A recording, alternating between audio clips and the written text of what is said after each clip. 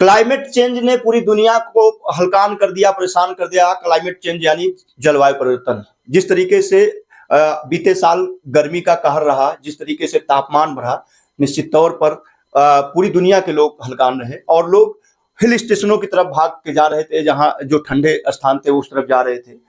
हम आपको आज एक ऐसी जगह के बारे में बताएंगे, एक ऐसे खूबसूरत हिल स्टेशन के बारे में बताएंगे जिसके बारे में बहुत कम ही लोग जानते हैं। खासकर इंडिया के लोगों के लिए, जो भारत नेपाल सीमा से सटे हुए हैं, उन लोगों के लिए बेहद खूबसूरत जगह साबित हो सकती है गर्मियों के दिनों में या छुट्टियों के दिनों में।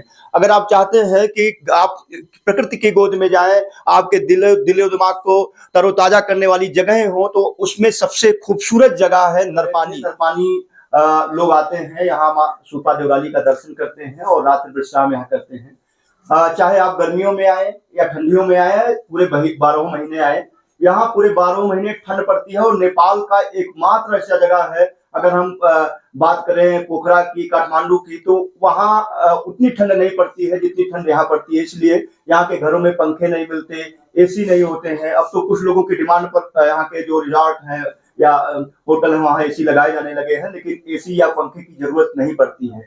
और रात में आपको रजाई और कंबल ओढ़कर ही सोना पड़ता है, चाहे वो अप्रैल का महीना हो या मार्च का महीना हो या जुलाई का महीना हो, जून का महीना हो।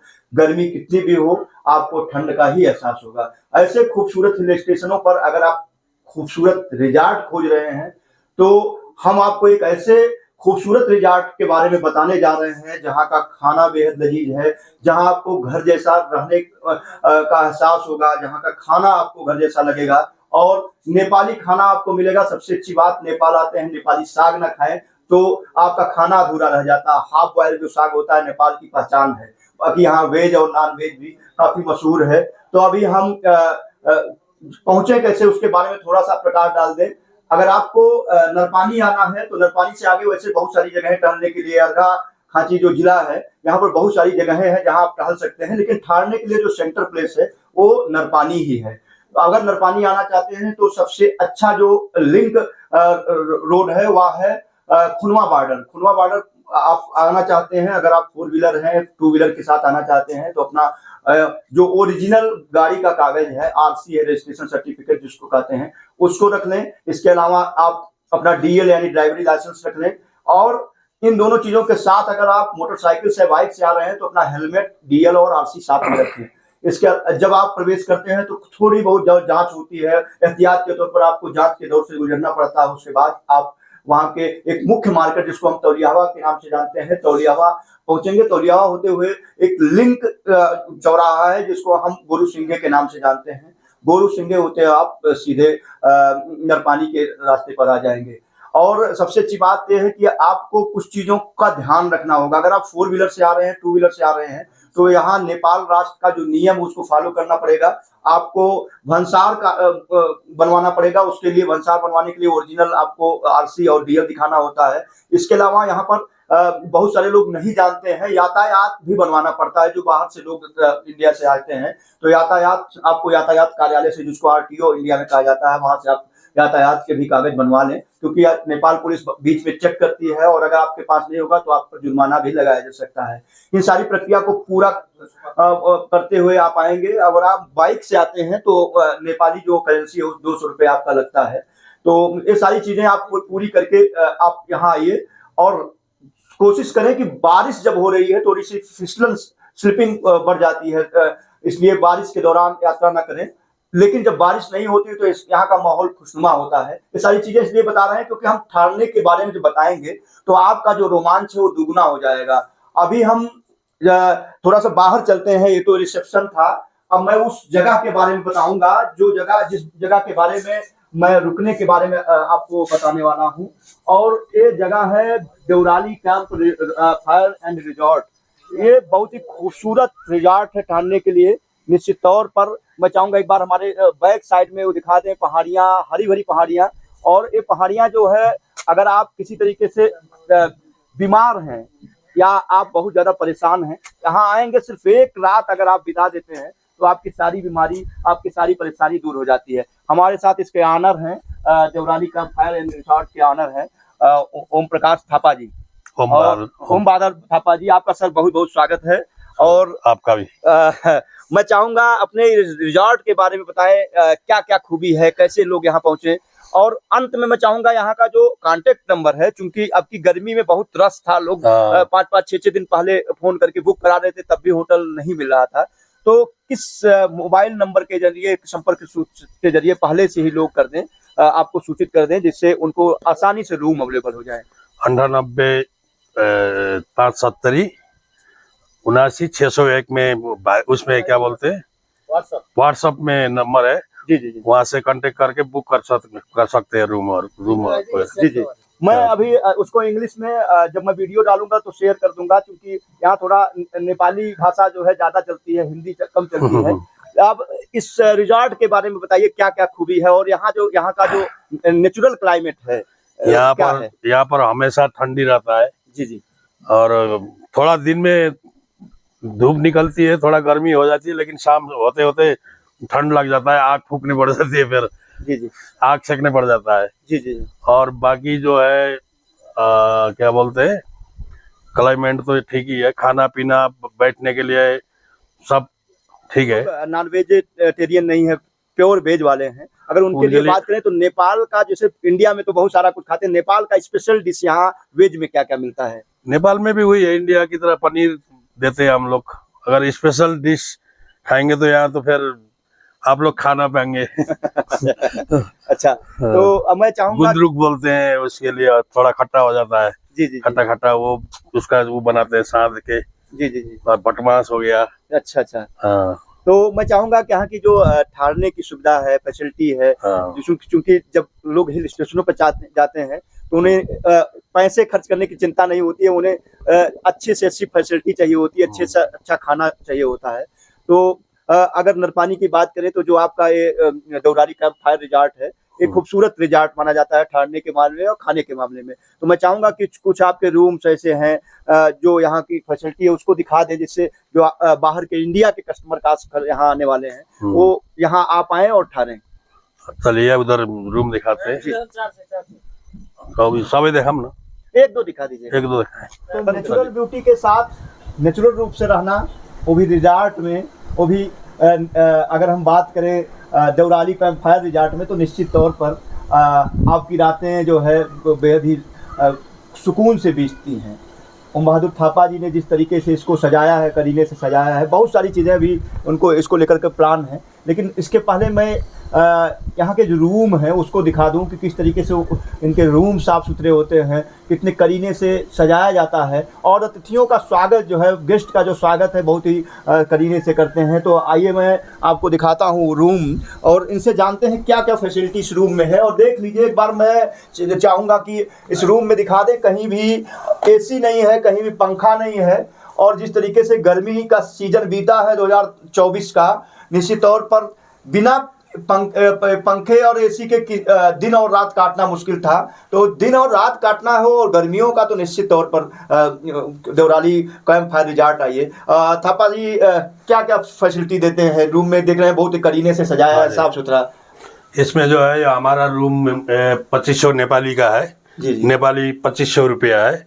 इसमें 2 बोतल पानी पहले ऑटोमेटिक पहले रख देते हैं हम। जी जी। और मच्छर के धूप वगैरह के लिए भी, या मच्छर के काटने के डर से धूप लगा रखा है, लेकिन मच्छर नहीं आते हैं यहाँ। जी जी जी। और बाकी यही है। बाकी बाथरूम और सब। हाँ, टॉयलेट देखिए, टॉयलेट यहाँ है, ये टॉयलेट भी बहुत क्लीन है। और टॉयलेट अगर क्लीन हो तो दिन बन जाता है, उसके शाम बन जाती है, रात बन जाती है, क्योंकि क्लीनेस बहुत जरूरी है। सर, एक चीज और हम जानना चाहेंगे, अगर आपने 2500 नेपाली की बात की, अगर इंडियन करेंसी में इसको कन्वर्ट कर दिया जाए तो कितना पे करना होता है? इंडियन 1250 1300। अगर आप इतना सुंदर रूम इंडिया में खोजते हैं कि 1300 में मिल जाए, तो निश्चित तौर पर वो इतना सुंदर रूम, और भी हिल स्टेशन पर नहीं मिलेगा। आप नैनीताल जाते हैं, हिमाचल के शिमला में जाते हैं, कुल्लू जाते हैं, मनाली जाते हैं, तो इसी तरह के जो रूम है आपको 4000-5000 के रेंज में मिलते हैं इंडियन करेंसी में। और ना आपको पंखे की ज़रूरत है, ना AC की ज़रूरत है। हम हिल स्टेशन, अगर इंडियन हिल स्टेशन की बात करें तो वहाँ भी पंखे AC की ज़रूरत होती है और लगे भी रहते हैं सारे रूम में। लेकिन एक ऐसी जगह जहां नेचुरल ठंडक पड़ती है, पूरे साल ठंडक पड़ती है, और महज 1300 रुपए में आपको कमरे उपलब्ध हो जाते हैं, वो भी रिजॉर्ट में। तो आपका जो बजट है वो भी अलाउ करता है कि आप ऐसी जगहों पर जाएं और विथ फैमिली जाएं। खाने का अगर रेंज की बात करें सर, तो कितने से शुरू हो जाता है खाना? खाने का जो है हमारा इंडियन थाली है जी जी। वो 320 का है, नेपाली करेंसी। 30 का 330 नेपाली। जी जी। और लोकल चिकन खाएंगे तो 530 है, 485 है। जी जी। हाँ 485। और क्या बोलते चिकन करी थाली खाएंगे तो उसका कितना है?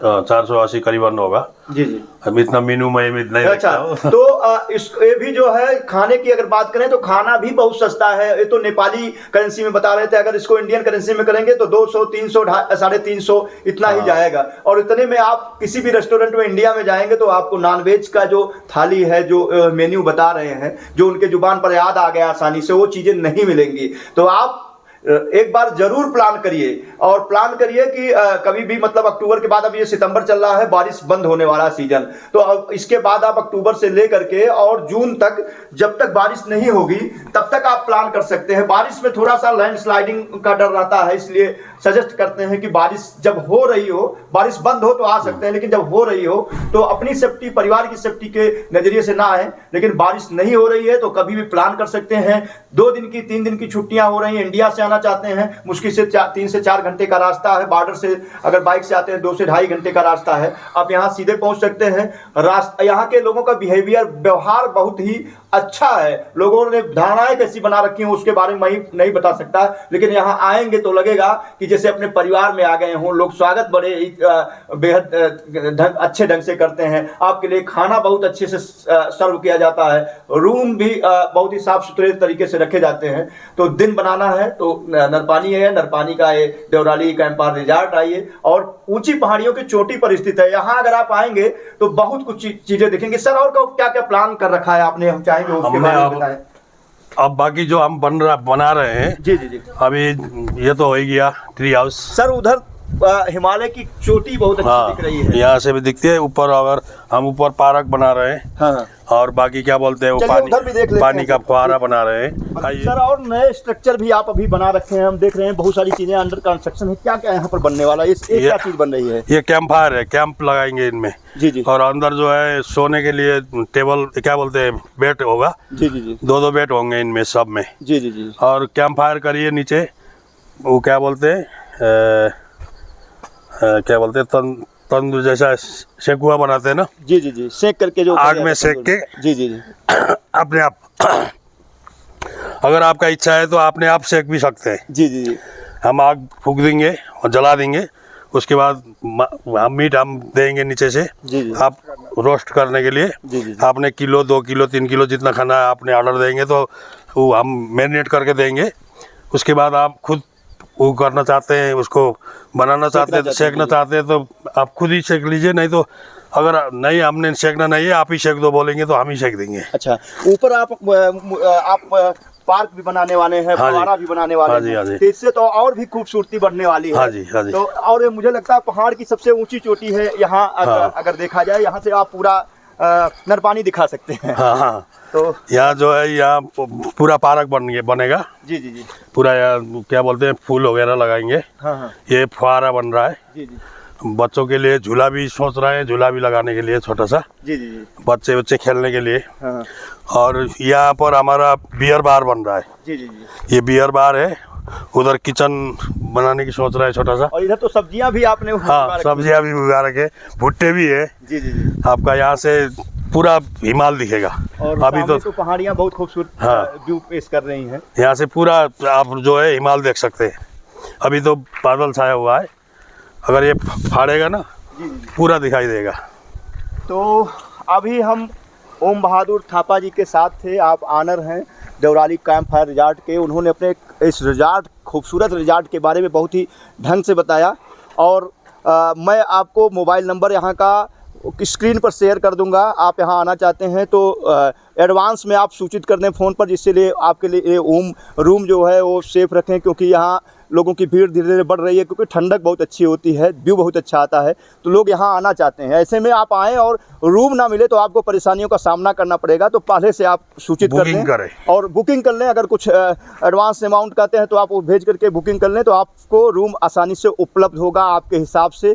खाना भी आपको आपके हिसाब से होगा, वेज नॉन वेज जो भी खाना चाहते हैं वो आप बता दें, इससे पहले से वो व्यवस्था करके रखें। इंडियन करी इंडियन स्टाइल में देंगे, अगर नेपाली खाना चाहे तो नेपाली करी भी नेपाली। अच्छा, वो अलग अलग आपने किया है। हाँ। तो वो भी एक अच्छी बात है, जो वेज और नॉन वेज वाले हैं उनके लिए भी अच्छी बात है। इंडियन करी बना देंगे, तो बनाने के लिए बोलेंगे तो हम इंडियन बना देंगे। जी जी। जैसे नेपाली लोग आएंगे, नेपाल का टिपिकल खाना बोलेंगे तो वो भी बना। अगर आप लोग को भी खाना इच्छा है नेपाली टिपिकल तो वो भी बना देंगे। जी जी जी। तो ये सारी चीज़ें आपको उन्होंने बताया। बाकी मैं वीडियो डालूंगा, आप लोग कमेंट करके फ़ोन करके इनको जरूर बताइएगा। मैं भी कम से कम 30-40 साल कुकिंग करके आया हूँ। जी जी जी। विदेश में रहता था मैं। जी जी।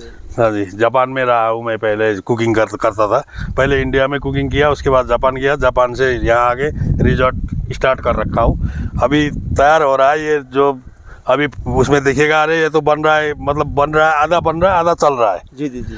हाँ। तो देवराली कैंप फायर रिजॉर्ट में आपका भी स्वागत है और हमने इसको एंजॉय किया, हमने आपको बताया। बाकी आप आएंगे, आप भी अपने एक्सपीरियंस शेयर करिएगा कि कैसा रहा यहाँ पर, रातें कैसी बीती, खाना कैसा रहा और यहाँ का व्यू कैसा आपको लगा। बहुत बहुत धन्यवाद।